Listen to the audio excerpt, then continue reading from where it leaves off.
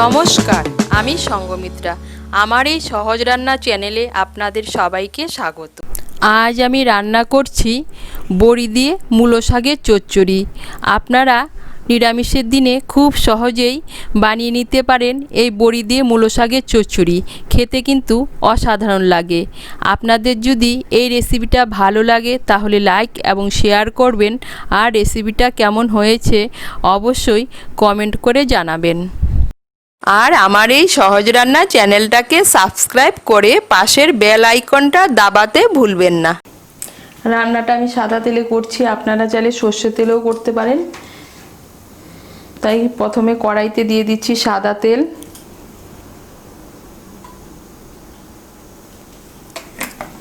আমি কড়াইতে 2 বড় চামচ সাদা তেল দিয়ে দিয়েছি। তেলটা গরম হলে এর মধ্যে প্রথমে আমি বড়িগুলো ভেজে নেব।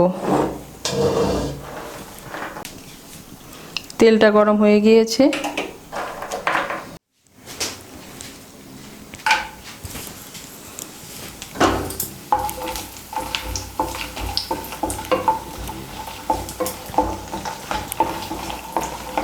এই দেখুন, বড়িগুলোকে আমি লাল করে ভেজে নিয়েছি। এখন আমি বড়িগুলোকে তুলে নিচ্ছি।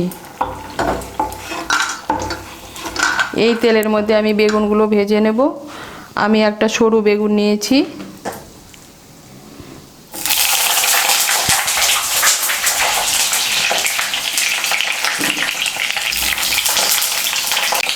এর মধ্যে দিয়ে দিচ্ছি সামান্য একটু নুন আর সামান্য একটু হলুদের গুঁড়ো। নুন আর হলুদের গুঁড়োটাকে মিশিয়ে নেব। মিশিয়ে নিয়ে বেগুনটাকে ভেজে নেব।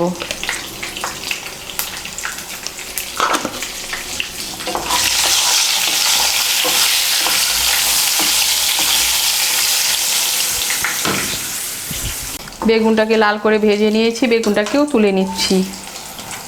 কড়াইতে যে তেল আছে এই তেলেই রান্নাটা করব। এর মধ্যে আমি দিয়ে দিচ্ছি 2টো শুকনো লঙ্কা।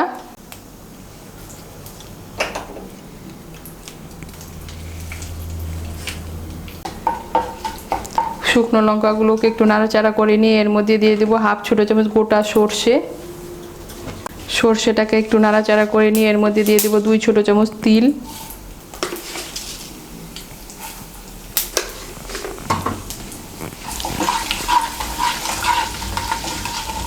তিলগুলোকে একটু তেলের সঙ্গে মিশিয়ে নিয়ে হালকা করে একটু ভেজে নেব। ভেজে নিয়ে এর মধ্যে আমি দিয়ে দেব কেটে রাখা আলু। আমি একটা মাঝারি সাইজের আলু সরু করে কেটে নিয়েছি। আলুটাকে তেলের সঙ্গে মিশিয়ে নেব। মিশিয়ে নিয়ে এর মধ্যে দিয়ে দেব কেটে রাখা মূলো। আমি 2টো মাঝারি সাইজের মূলো সরু করে কেটে নিয়েছি। আলু আর মূলোটাকে তেলের সঙ্গে মিশিয়ে নিয়ে ভেজে নেব। আলু আর মূলোটাকে ভেজে নিয়েছি তেলের সঙ্গে মিশিয়ে নিয়ে। এখন আমি এর মধ্যে দিয়ে দেবো কেটে রাখা মূলো শাক। আমি 2 আঁটি মূলো শাক নিয়েছি। নিয়ে শাকটাকে ভালো করে ধুয়ে তারপর কেটে নিয়েছি।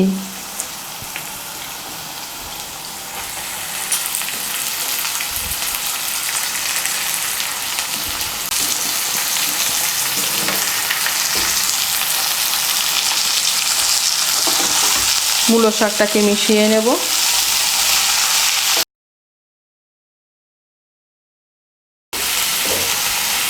এখন আঁচটাকে মিডিয়াম করে 2-3 মিনিটের জন্য ঢেকে দেব। আঁচটাকে মিডিয়াম করে আমি 2 মিনিটের জন্য ঢেকে দিয়েছিলাম।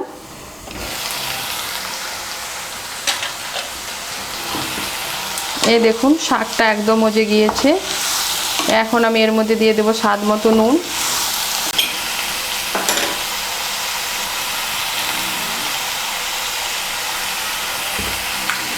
দিয়ে দেবো সামান্য একটু হলুদের গুঁড়ো।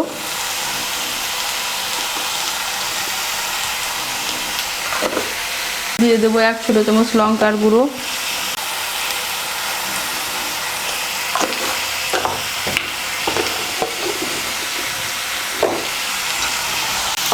হলুদের গুঁড়ো আর লঙ্কার গুঁড়োটাকে ভালো করে মিশিয়ে নেব। মিশিয়ে নিয়ে আঁচটাকে মিডিয়াম করে আবার আমি 2-3 মিনিটের জন্য ঢেকে দেব।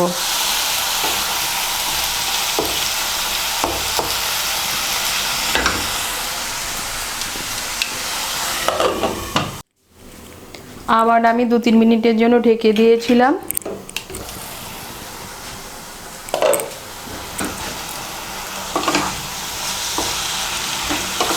এই দেখুন শাকের থেকে জল উঠেছে। এখন আমি আঁচটাকে বাড়িয়ে দেব। আঁচটাকে বাড়িয়ে দিয়েছি। এখন এর মধ্যে আমি দিয়ে দেবো ভেজে রাখা বেগুনগুলো।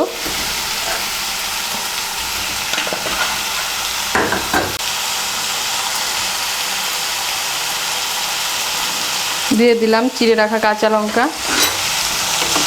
বেগুন আর কাঁচা লঙ্কাটাকে মিশিয়ে নেব শাকের সঙ্গে।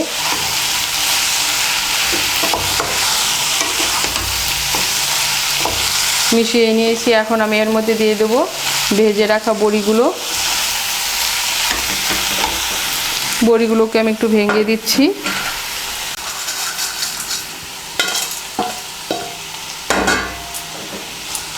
বড়িগুলোকে মিশিয়ে নেব শাকের সঙ্গে। মিশিয়ে নিয়ে আঁচটাকে বাড়িয়ে যতক্ষণ না পর্যন্ত জলটা শুকিয়ে যাচ্ছে ততক্ষণ পর্যন্ত আমি রান্না করে নেব। আঁচটাকে বাড়িয়ে আরও আমি 2 মিনিটের মতো রান্না করে নিয়েছি। এই দেখুন জলটা একদম শুকিয়ে গিয়েছে আর মূলো, বেগুন, আলু সব একসঙ্গে ভালো করে মিশেও গিয়েছে। আর তৈরি হয়ে গেল বড়ি দিয়ে মূলো শাকের চচ্চড়ি। এটা কিন্তু গরম ভাতের সঙ্গে খেতে অসাধারণ লাগে। আমি যেভাবে বানিয়েছি এভাবে বানিয়ে খেয়ে দেখবেন। তৈরি হয়ে গেল বড়ি দিয়ে মূলো শাকের চচ্চড়ি।